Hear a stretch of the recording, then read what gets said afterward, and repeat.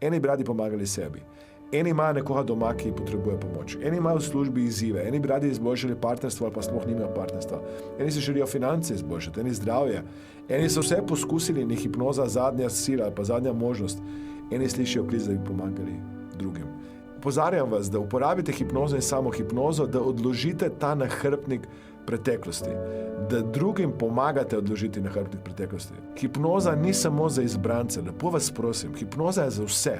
To bi se morali učiti že v osnovni šoli. In vsaka hipnoza je tudi samo hipnoza. Ko vi nekaj poslušate, se potem more v vašem umu to potrditi, ker vi lahko negativno hipnozo zavrnete. Zato je vsaka hipnoza vedno narejena z vašim dovoljenjem. Vi ste tisti, ki dovolite, da se vas dogodki in besede drugih, ali pa tudi vaše, dotaknejo. Zato bi rad vam dal odgovornost na to, da karkoli se dogaja v vašem notranjem svetu, ste vi odgovorni in tudi imate vi nadzor nad tem.